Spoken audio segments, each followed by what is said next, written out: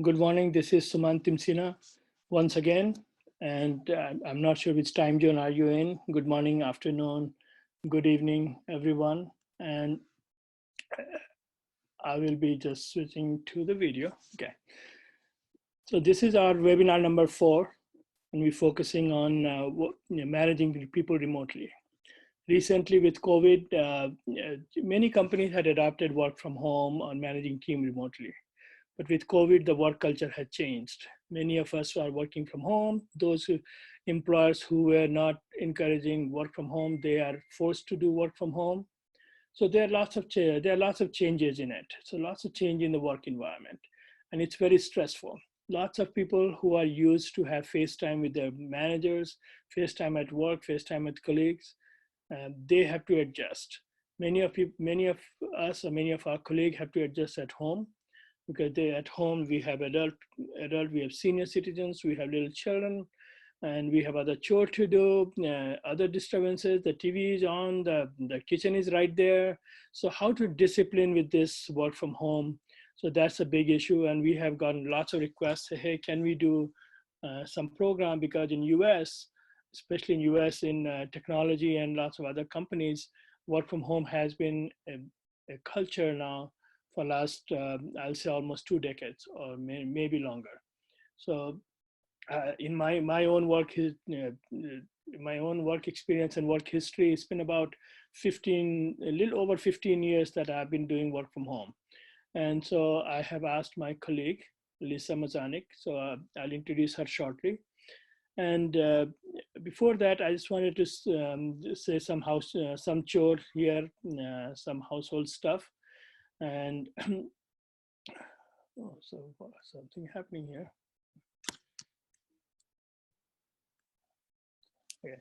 So something is, if you have questions, so as we proceed, if you have any questions, please send a question in chat window or question and answer. And towards end of the presentation, Lisa will take the questions and try to answer as many questions as you have. If we don't have an answer, we'll get back to you. We will let you know. And this is going to be live on Facebook as well. And so there'll be a lot more audience. And having said that, I just wanted to share a few more stuff, that what other presentation are we doing? What other this PowerPoint are we, what other topics are we going to introduce in coming days? So we have already planned for next 6 webinars. Dates will be announced sometime by end of the day today, and you can visit us in our website or in our Facebook or LinkedIn, and you will see it. So there'll be public-private partnership in reviving tourism, regulatory and supervisory responses to COVID by financial institution regulators and financial institutions, anti-money laundering and combating the financing of terrorism, CFT, AML and CFT. And we had a very successful webinar on school. So we received lots of feedback. So there will be a workshop next week sometime. I will know it by end of the day, on teaching maths and science virtually. And there will be one on public procurement and corporate governance, et cetera, et cetera. So from this audience, if you think there is something that you would like to see in webinar, or you would think that that will benefit you, please send us an email, and we'll be happy to see if we can incorporate that. And our email is listed here, or the email is in the confirmation you received today from this Zoom. So having said that, let me introduce you to our speaker for today. And she is Alissa Mazanek. And Alissa and I go back many years. We worked in Bank of America at one point. And she lives in Phoenix, Arizona. And she holds a master's degree in human resource management, and currently a director of learning and development at Pearson. In her role, she is responsible for designing, delivering, and coaching across recruitment services. And previously, she spent 20 years as vice president at Bank of America. And she spent many different roles in Bank of America. And there she has a very wide range of operational management experience, supporting call centers, and at least 15 years of her life, she supported call centers and employees development. And she learned from, she has managed learning teams from communications, procedures, engagement, and process design. Passionate about employee experience, and she believes when you are empowered your staff, they will turn well and take care of your customers. So she's currently in sunny Phoenix, Arizona, with her husband and twin children. And today is her children's 10th birthday as well. And here is, I'm going to bring her on the screen, and Alissa is all yours. Awesome, thank you. Good morning, good afternoon, good evening to everyone. Let me share the presentation that we're going to review today. Suman, can you confirm for me that you can see? Yes. Great, perfect. So Suman, thank you for the introduction around how coronavirus, COVID-19 has really been impacting us and how we work and how we interact with our teams. But prior to that, in the years 2005 to 2017, we saw a 159% increase in people working from home offices. However, you know, that's nothing compared to what we're experiencing now. A lot of companies prioritize the safety of their employees, and they've shifted their staffs to work from home. You know, and I applaud those companies who are able to make those decisions to keep their staff safe. What's happening right now, Time Magazine describes as the world's largest work from home experiment. And I think that's totally true. And I love this image in the background of the slide, because as Suman said, there are a lot of distractions that present to us at home. It is almost 7:30 in the morning here at my house, and I have 10-year-old twins and a husband, and I sent them out of the house because they're a distraction. So, you know, the game is changing for us. There are new rules of engagement. So, as Suman said, my name is Alissa Mazanek. I'm a director for learning and development at Pearson. Right now I have a team of 8. All 8 of my employees for the last 3 weeks have been working from home. But prior to that, in 2010 to 2013, when I was with Bank of America, I was working from home myself, and I was leading an organization of almost 50 people who also all worked from home. And during that 3 years, we didn't have video conferencing like this. The technology just wasn't there. So everything was done via chat, via email, or the good old-fashioned way over the phone. So during those 3 years, when I reflect back on it, I interviewed people, I hired people, I onboarded people, I moved people through the corrective action process. I had to sever an employee because of a site closure, and I had to stand up several complex new processes for my team. And that was all, again, done via chat, email, or phone. And it was tough. There was no one there to really guide me, provide direction, and you kind of just, it was trial by error. And you had to really be quick on your feet and adapt. So when Suman approached me and said, hey, we're thinking about doing this topic, to me, I pounced at it, because I really wished I would have had some guidance, some advice, a sounding board that could have helped me during that time manage my teams. So that's what brings me here today. So I wanted to share with you the 4 things that remote employees worry about the most. So initially, when someone learns that they're going to work from home, it's all excitement, right? It's nirvana, because we know that they have a better work-life balance in the beginning. They're losing that morning or afternoon commute, so they're gaining time back in their day, so they feel better balance. They cite that there's less work stress, and a lot of that is because they're not in the office and they don't have to engage in the office politics, or they don't have the work drama that's happening around them. And they also report higher levels of autonomy. And that quite simply is because your manager, your boss isn't over your shoulder checking your work all the time. You're at home. But like all good things, that shine starts to wear off and the honeymoon phase ends. And when that does, what you see in front of you are the 4 most common employee concerns for those who are working from home. So let's talk about those. The first one's isolation, and that's that loss of relationship with peers and a manager. For our introverts, it doesn't present as much of a problem, but it's extremely problematic for our extroverts who get their energy from interacting with others. So think about it. There's no more running to a break room and running into a coworker and having a chat. There's no more lingering after a staff meeting and catching up with your teammates. There's no more quick visits into your boss's office just to ask a clarifying question. All that's gone. So the isolation is very real. It's so real, in fact, studies have shown us that with prolonged social isolation, there's a 26% risk of premature death.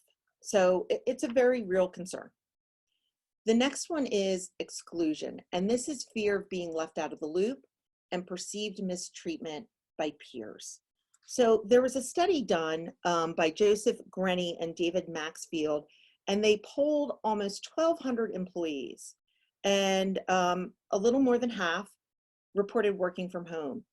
And it was the remote staff that reported the feeling that colleagues were mistreating them and leaving them out. So things that they cited, they were worried that coworkers were talking bad about them behind their backs. They were concerned that they were making updates to projects without notifying them. So they didn't have the full picture of what was happening. And they were really afraid that no one was lobbying for them while they were at home and they were in the office. So exclusion's a big concern. The next one is losing touch with the company and its culture. And I really need you to reflect what it was like going into the office. You know, on your office building, there was most likely company signage that, you know, created that connection for you with the company. When you walked into the building, and if there was a lobby, again, you saw your brand. You might have seen other information about what the company was doing.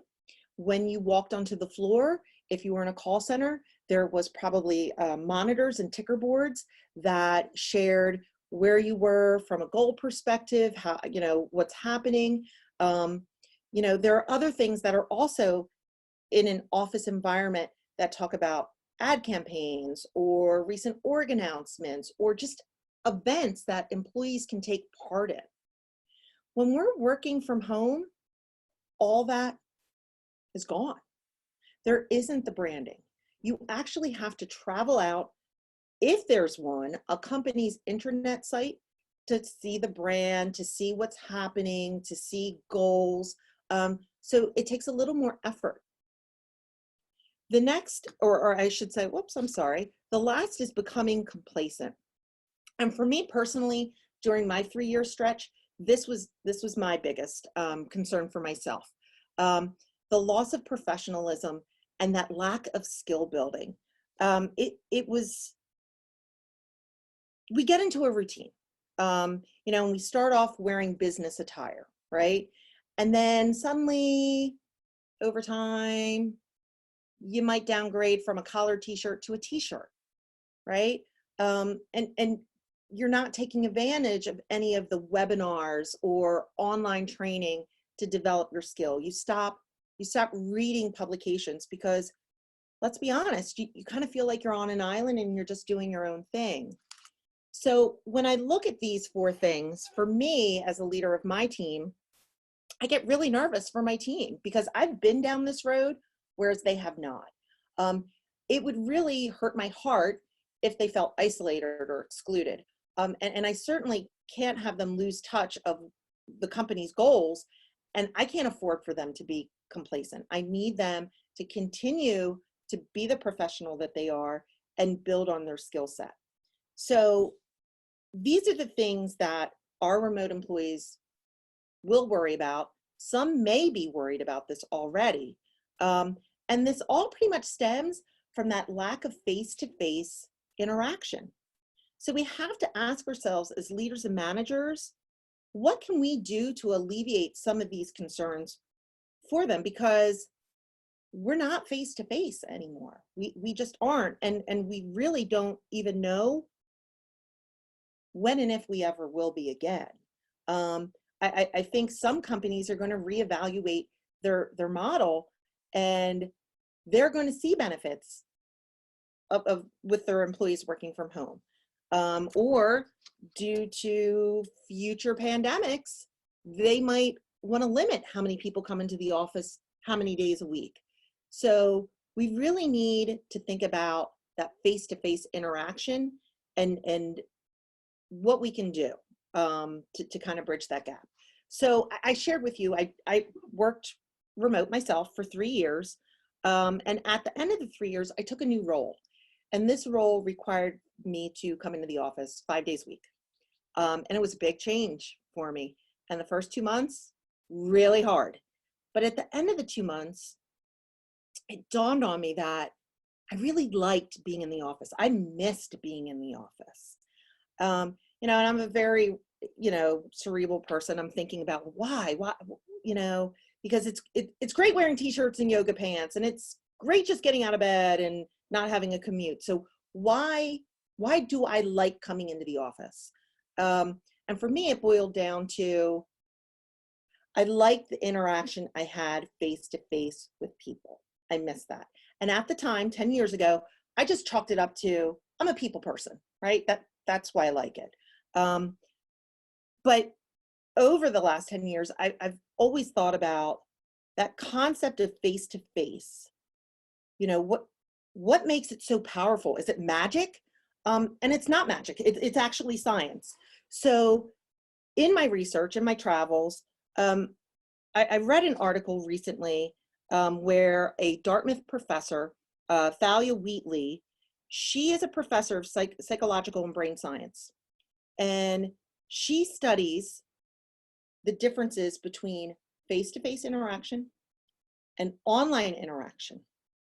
And what are the differences and how we respond and what are the results?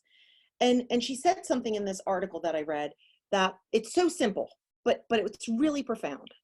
And it's screens are distancing. So whether it's a smartphone screen, whether it's a computer screen, it's distancing. Even if we are on a webcam, it's still distancing.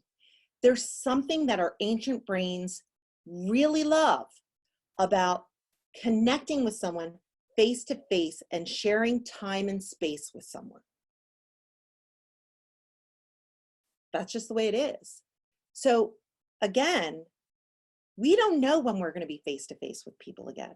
So we really need to, as managers and leaders, find out ways to bridge that gap. We want to make sure that our employees don't experience these 4 things and that we're still able to give them what they need to feel good about themselves. So there are 2 things that we can do. The first is, and let me move all this so it's not cluttering your screen. The first one is communication. So when we are effective communicators with our teams, with our employees, we see several benefits: improved employee commitment and job satisfaction, better employee performance, and we can ensure that there's a consistent approach and strategy across the business. Now, when we look on the right-hand column to connection, we see that there's extra attention to quality in work. We find that employees are willing to give more to the organization, and that's time, that's effort, and even each other. They want to help one another. And we also see improved morale and positive attitude. So when we look at these 2 columns, we can see that there are very similar benefits to being an effective communicator and connecting with your team. So it makes one wonder what happens if we were both, right?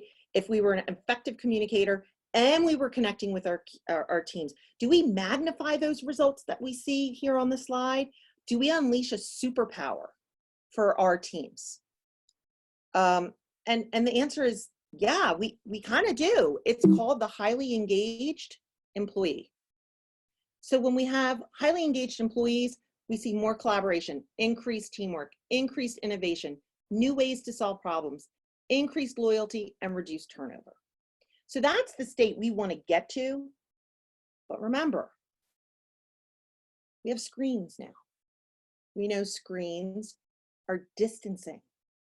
So we need to figure out how, through screens, we can still be an effective communicator and connect with our employees. And that's really tough. It takes effort. So that's what I'd really like to spend some time talking about today. Things that you can do to be that strong communicator, to connect with your team despite the screens. So let's talk about how we can communicate with employees. So the first one, obvious, over communicate. We are living in an age where there's a lot of ambiguity, and our employees that once traveled into the office and worked from the office, they could get answers very easily.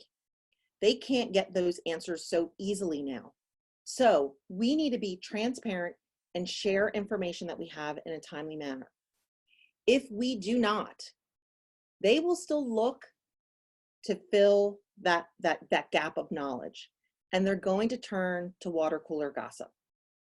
Water cooler gossip, as we know, is not always reliable, and it's how bad rumors start. So it is up to us as leaders. We need to share the information when we can. Also, we want to use a wide array of communication methods, and we want to select the right ones. So if I had to update my team very quickly on a change in our process, would I wait for a team meeting later that week, or would I send that through instant chat? Instant chat, it's urgent. Now, what happens though if that update was really complex? Would I send a complex update via chat? Probably not. That's where I do need to discuss it in a team meeting so they have an opportunity to ask questions and clarify what's happening. The next one is set clear expectations.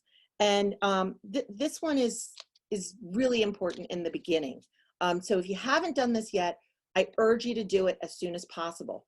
You want to establish rules of engagement. So think about things like email response time. Everyone should respond to their emails within 24 hours, right? Or hours of operation. It's going to be very easy for your employees now to work around the clock. And while that sounds great at first, because production goes up, their morale will go down and they will burn out. And we want to avoid that. We want our employees to stay healthy. So you might want to establish hours of operation. So when your shift ends, close your laptop, turn off your desktop. You don't have to respond to emails. Even if you hear the bing come through, you don't have to respond. So it's rules like that. If you want rules around how and when you receive updates, I want updates every Monday that tell me about your work last week and then about your work that you're going to complete this week. You can do that. Set those rules of engagement. We also need to be direct in what we expect. Again, we're living in ambiguous times, and our employees need to understand very clearly what we expect. So if I told Suman, hey Suman, the work that you did in the office, you're just going to do that same work at home. Just do it the same, we'll be good. Or if I said, hey Suman, I need you to continue doing what you were doing in the office at home. I need you to produce 5 widgets per day, and each widget that you produce needs to meet a quality standard of 98% or higher. Which one's more direct? The second one, outline it for your employees, what you expect. The last one is reset as needed. We're all kind of new at this, right? We're all getting a feel for what it's like managing remote. And maybe the rules of engagement that you initially established aren't working. You're the manager, you get to have a do-over. You get to reset as needed. Perhaps you realize that your updates that you want on Monday, that's too late. The ship sailed. That week's in the past and you can't fix that performance anymore. Maybe now you want a mid-week update. So I want all updates sent to me on Wednesday on the work that you've completed, Monday and Tuesday, so I can check to see what's happening and course correct for the rest of the week. You're the manager, you're allowed to reset. The next one is leave frequent team meetings to establish priorities and share updates. Your team meetings will be the lifeline to your team and the work that they're doing. Don't want to cancel these. You want to hold these. What you want to do is always provide an agenda with speakers in advance of the meeting. Again, things are really unclear for employees right now. So we want to provide clarity to them. Let them know what the topics are. Have there be no surprises. Next, it's always a good idea to start your calls with employee recognition and end your calls with questions and answers. Our employees still need to know that we found value in the work that they're doing and we want to recognize them. And they still need an opportunity to ask questions and receive answers. And the last one is we want to tie the work to the company vision, mission, and goals whenever possible. So when we can link the behaviors to outcomes and the outcomes to goals, it really helps crystallize in an employee's mind what they're doing, and how they're doing it, how it impacts the larger organization. Next, we want to conduct weekly one-on-ones with employees. And this is a big shift for a lot of us. When we have these one-on-ones, especially in a remote setting, we need to shift how we think, and we need to start thinking about this as their time, not our time to get updates, not our time to give them feedback, but it's their time to ask us questions. So the first thing I recommend is being present and intentional. Don't multitask. A lot of us have multiple screens, and a lot of us have a lot of work to do. So we might have one screen where we can see the person and they can see us. We might have another screen where we're actually doing work, we're typing, and we're really kind of tuned out. We're not paying attention. This is their time. Be present and intentional. One thing I try to do during my one-on-ones, which are over webcams, I don't like them ever to see me like this, because when they see me like this, they probably think I'm on my phone. What I try to do, and I take notes, they will often see me like this with a pencil in my hand.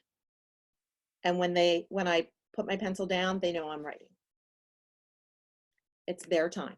Prioritize them. And you also need to discuss more than work. One, we should always be ensuring our employees are safe first. That's what we want to do. And then look to build the relationship.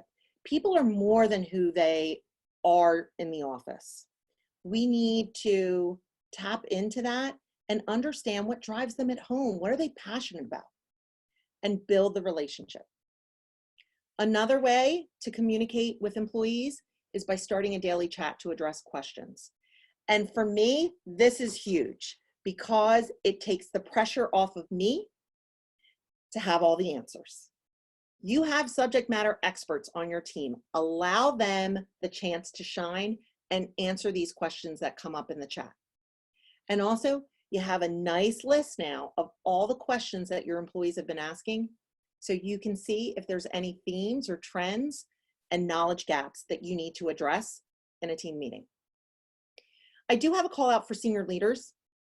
You want to make time for conversation. And that can be via a town hall, a fireside chat, conducting skip level meetings. And this is really to address concerns that they may have and calm fears. So let's shift gears. Let's talk about connecting with employees. And for me, this is my passion and what I think is so sorely missed when we are in a remote space. So the first thing you want to do is you want to build that sense of community and collaboration across your team, because that can really be what addresses that fear of isolation and exclusion. It can bring your team together and create an environment where it's fun and engaging. So one thing that you can do that I encourage is you want to engage the team in discussions. As managers, you know, we always think that we have to have all the answers, and we're telling people what they knew. We're directing them. We're telling them how they spend their time, how they can improve, how they do their work. You know, we have all the answers. We need to stop. We need to start asking questions. And when we ask questions, what happens is it opens up dialogue and discussions take place. And when that happens, teams start to build trust because they're collaborating with one another. And when teams trust each other and they trust you, that's when true connections can be made. For me recently, I have a very fun team, and it all started, it wasn't my idea. Somebody on my team, one of my trainers, he sent out a meme that was really funny, and he, in the email, he said, we should probably do this every week because we all have fun adding to the memes, you know, in the chat. So I took initiative, and that Monday, we call it Meme Monday. And every Monday we start out with a meme. And lately they've all been about Zoom. So it's like Zoom day 1, where, you know, everyone's polished and professional, and then Zoom day 14, everyone's hair is on end and they're in sunglasses, and, you know, they have Cheeto dust all over them. So we've had a lot of fun with it. But you could also do Quick Tip Tuesday or Friday Feel, like a picture that inspires or brings inspiration, you know, and they share it across your team. The next one is take time to build relationships. I think so often we're like worried about, you know, again, directing work. Implement share time during team meetings. People have passions outside of work. Encourage them to share them during team meetings. Lead virtual coffees. Gone are the days when we can go grab a quick cup of coffee with someone or step out to lunch, but that doesn't mean we should stop connecting with people. Host virtual coffees. The next is team building activities. And this is tough because not every leader has the personality or desire to lead a team building activity. I get it. Not everyone's a cheerleader. Not everyone's a game show host. However, I'm betting you have people on your team who would love for you to delegate this to them, and they could do this for your team. The next one is we want to provide recognition and celebrate accomplishments. Again, some of our people working from home are going to feel like they're living in a vacuum. And we want to be able to provide that recognition and celebrate their achievements. So you can create virtual boards that can be used for sharing success and thanks and appreciation. You can implement team awards, such as fastest person on the team to respond to an email, or person who gives the best advice on the team, or someone who shares the funniest memes all the time that energize the team. And last, you want to continue celebrating birthdays and babies and weddings and graduations. Life is still going on. Suman shared in the beginning, it's my twin's 10-year-old birthday today. You know, it's a big milestone. And I actually took off work. I'm going to do something special, and my boss knows about it. And I know my boss is going to ask me when I have my one-on-one with him tomorrow, how was your day off? What did you do with the kids? Life goes on. Next, you want to be available and become more involved and engaged. Host office hours. So employees, if they don't have, if you run out of time in a one-on-one, or it doesn't feel right asking in a team setting, hold office hours where you have a reserved block of time where people can come and talk to you and ask their questions. The next one, and I've just started recently doing this, and for me, it helps me sharpen that saw so I don't become complacent. I've started blogging on my work's intranet site. and not the CEO, but the one down from the CEO, I wrote an article about maintaining our health while working remote. Because last time I worked remote, I did not maintain my health. So trying to share what I've learned with others. And can you imagine, he liked my article and I was just so overwhelmed. But more than anything, I just want to help other people as well. So it helps me sharpen the saw and build my network. Next, you want to implement activities to increase your team's knowledge and skill sets. So you can host lunch and learn sessions. We're all very smart people, but we don't know everything. So if you know that there's something that your team wants to learn about, or there's a knowledge gap in your team, host a session so you can upskill them. Host a book club. Have teammates pick one book per month to read. It could be a professional book, and you talk about it at the end of the month. The last one, and I've done this even before working remote, invite guest speakers to team meetings. I had a peer once who loved reviewing quarterly reports from our company. She loved profit and loss. She loved reading the report, and she loved sharing her knowledge with others. So I would invite her to team meetings to talk about various aspects of the report, to upskill my team on how to read how their company's doing. And then at the meetings, I would tie it back to, okay, so what is it we do as a team that influences this? How are we helping the larger organization achieve this goal? So remember, we want to link behaviors to outcomes and outcomes to goals. The last, or second to the last, insist on video chats. In this day and age, there are several platforms where we can video chat. Teams, Microsoft Teams, Zoom, we're on Zoom today, Skype, FaceTime, Join Me. Look for ways to connect face-to-face so that screen isn't so distancing. And then for senior leaders, you have to start being vulnerable and you need to start sharing more of yourself. And we need to start asking our employees about them. We're so ingrained, again, to be that answer person and direct and lead and tell, and we need to stop and we need to share and we need to ask questions. So that was the information that I wanted to share with you today.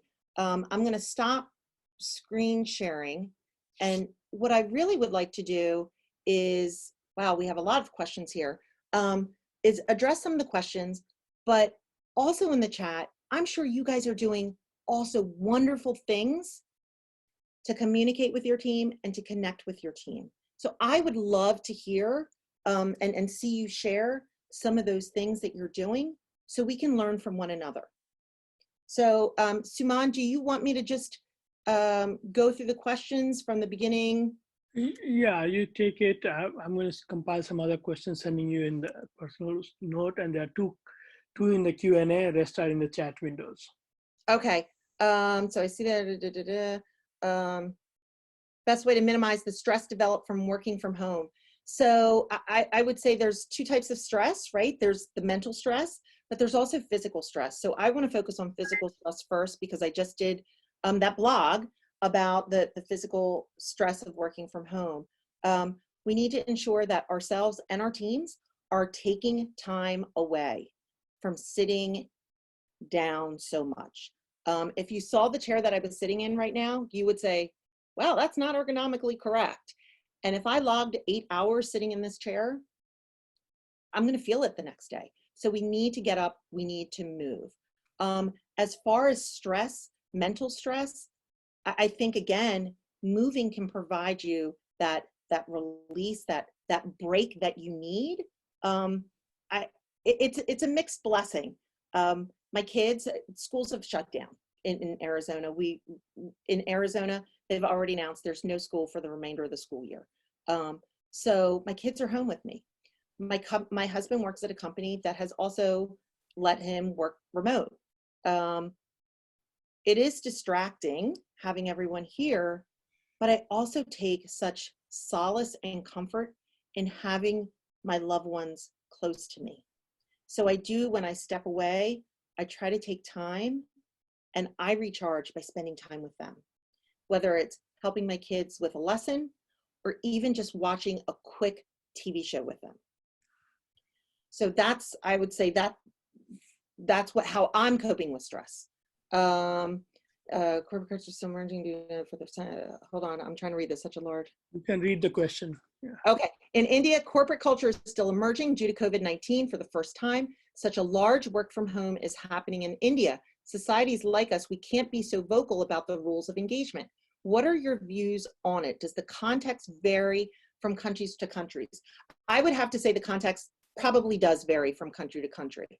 And you want to do what's correct culturally.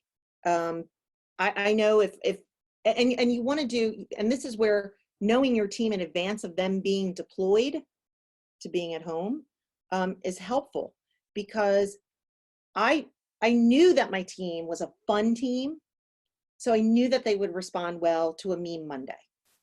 But if I had a more professional team that was very buttoned up and very reserved, they think I was nuts for doing a meme Monday.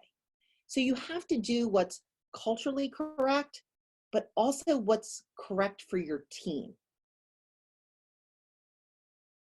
Travel industry is in doldrums. Business either canceled or postponed. No incomes. Offices closed. Working from home is a possibility. Since the lockdown happened abruptly, there was not time to work out strategies.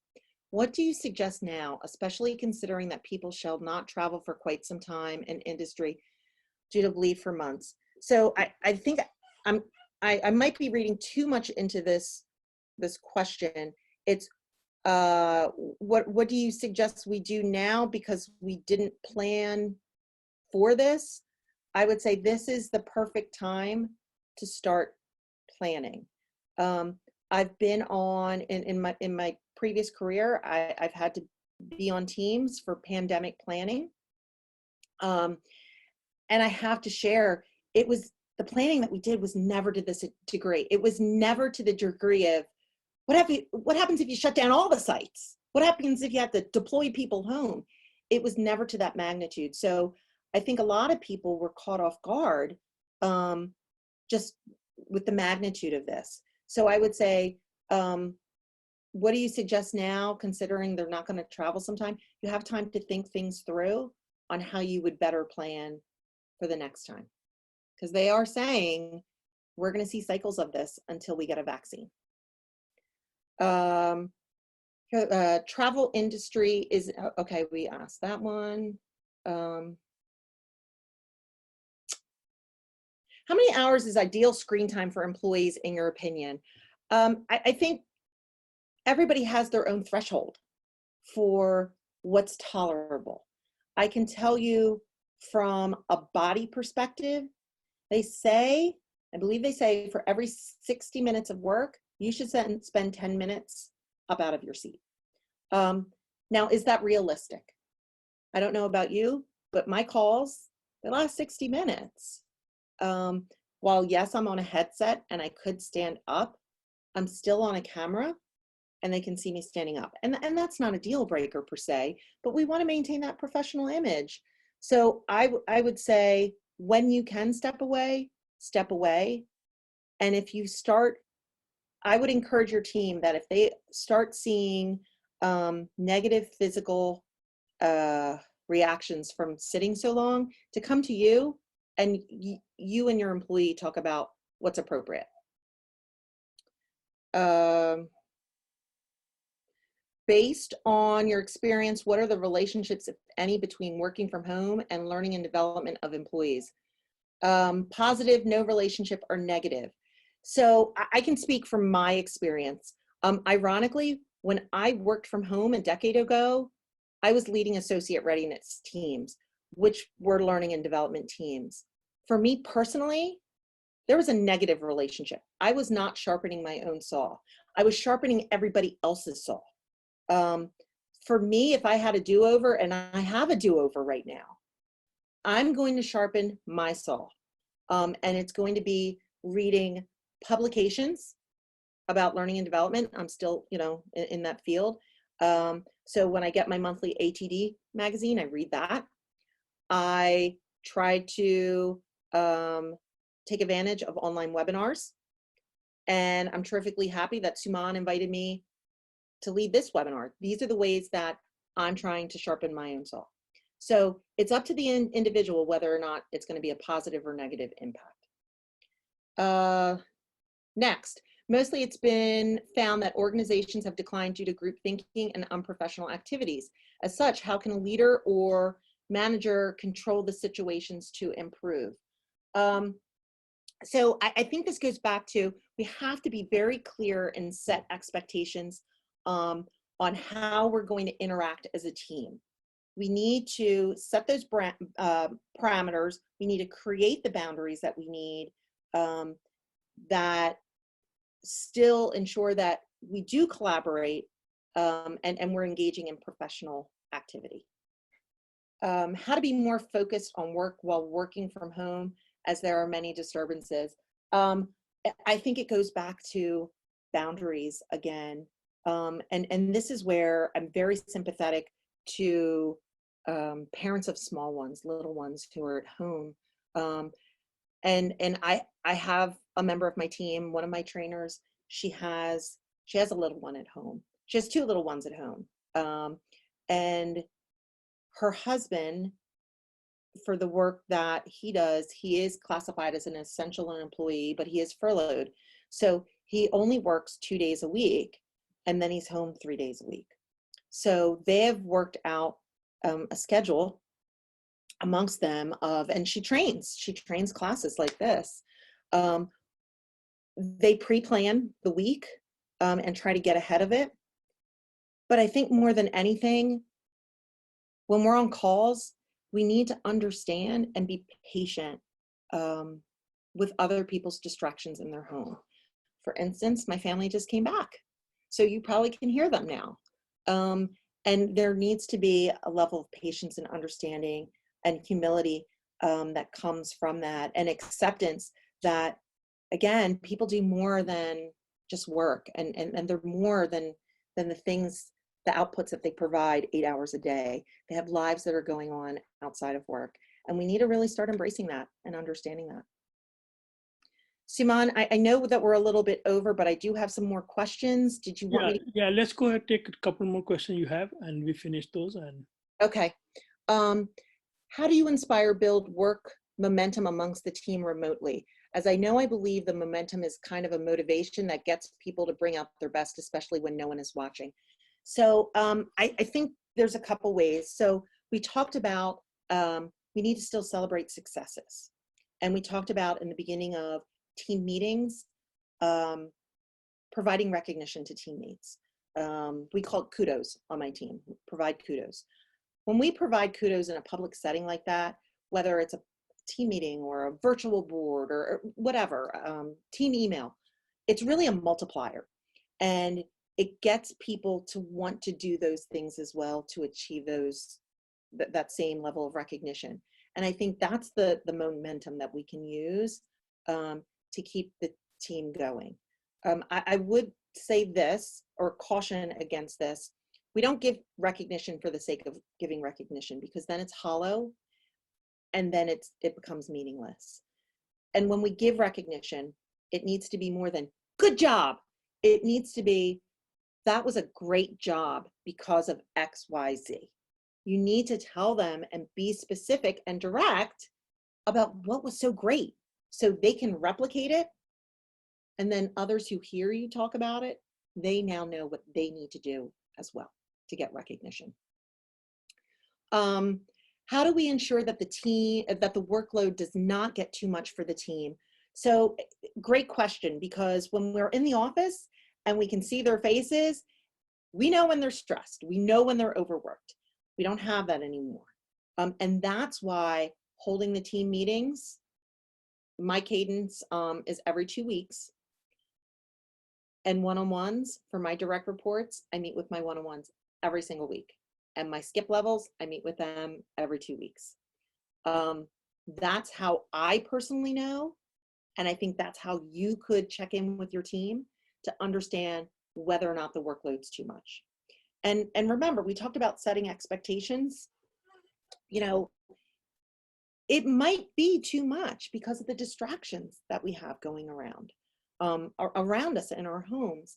I was on a call the other day where they were talking about the potential to shift the work because the kids, you know, kids are at home, a spouse is at home also working.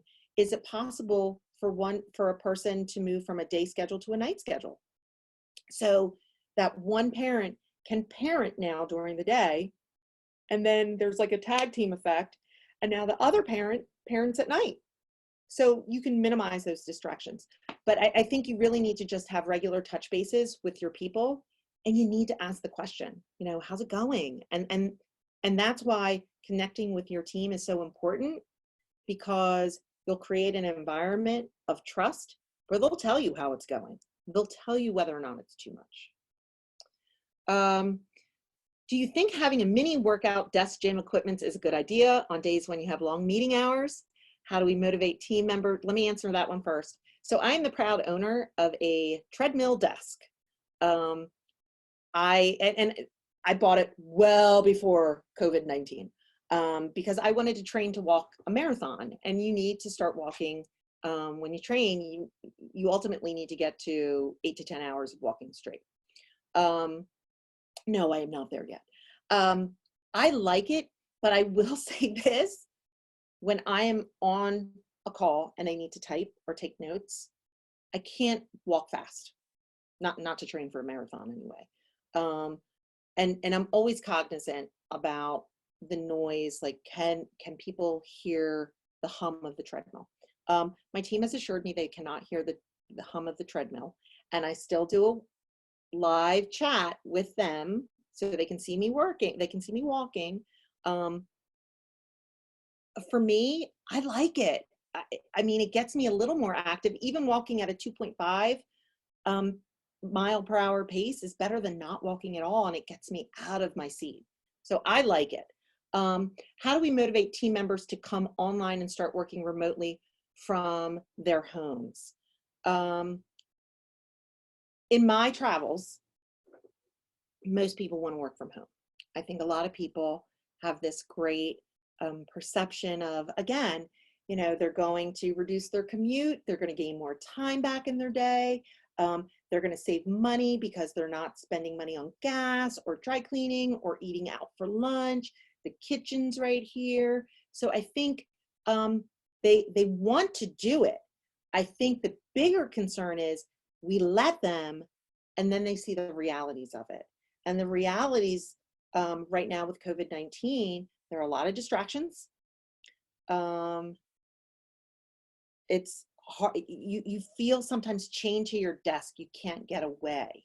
And a lot of people work through the entire day, well past their shift, because they keep hearing their computer bing, bing, with an email coming in. So I want to shift the question, how we motivate team members to come online, rather to how do we motivate employees to be able to work and withstand working from home, because it does have challenges. Okay, we answered that. How to handle distractions at home. This came up again. I think you need to really have a household conversation with the members of your household. And like I had this morning, you know, this is what I need to do. Actually, I had it 2 nights ago, and then I had a refresher last night, and then I had a refresher this morning with this is what I need from you. However, it is now 8:09. I can hear my husband in the other room. He has calls. So I'm very fortunate that I don't have as little kids at home that can understand mom's working, dad's working. You know, we will be with you at this time. If it's an emergency, come to us. And that's, again, we need to establish with our managers and our employees that there will be disruptions in our day. As a leader or manager, how can he or she motivate subordinates? I'm assuming you mean from a virtual space or a remote space. I think I've had leaders in the past who motivated out of fear and intimidation, and you will see short-term results with that. That's not sustainable. That's not a sustainable model. I think our leaders right now, especially during COVID-19, are successful leaders who will be able to motivate people will be ones who lead from compassion, from the heart, who are kind and understanding. And all those can come about when we truly learn how to connect with our teams and understand what motivates each and every single one of them, and try to give them what they need in that moment to really motivate them. Suman, do you want me to keep going? It's 8:10. I think that's a last question. Let's take it. This is on the reading is self-learning. Yeah. Self-learning. Reading is self-learning. I'm referring to targeting learning, say says in classroom training, coaching. That's a follow-up. What is the, I'm really. Follow-up of a question was there. What are the relationship, if any, between working from home and learning and development employees? I think it goes, again, it's going to go back to the individual and an individual's drive to want to better himself or herself. I think I worry about employees in this time working remote and maybe not having a strong leader, or a leader just who knows how to manage a remote team, and they're kind of left on the vine to die. I think managers at this time really need to take advantage of everything that's out there. It doesn't have to be a physical magazine that's sent to the home. There are tons of online articles. So I'm a member of ATD, and I really need to get back in the habit of this. But when I would come across a great article about training and development, or coaching, or you know, anything that I felt could benefit my team, how to give an effective presentation, I would send them the article, or I would encourage my associate director who leads our trainers, can you talk to them about this? Like, I want them to have this skill set in the classroom. Can we talk to them about it?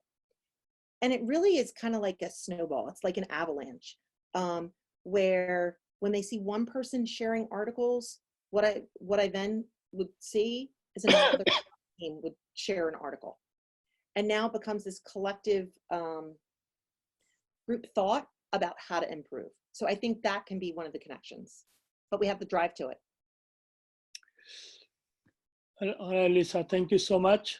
And thank you all the participants. And you know, if you were live, we will have given you a big clap from our side. So I think you deserve that. Having said that, please look out for our future webinar. And if you have any more questions, any suggestions, don't forget to send us an email, and we will definitely try to accommodate them. Thank you so much. We ended exactly in 1 hour, and there will be a recording video. We'll post it in LinkedIn and other places, and maybe I will talk to Alissa if she's okay. We'll post her PowerPoint also in our LinkedIn, so you can refer to that. Thank you so much.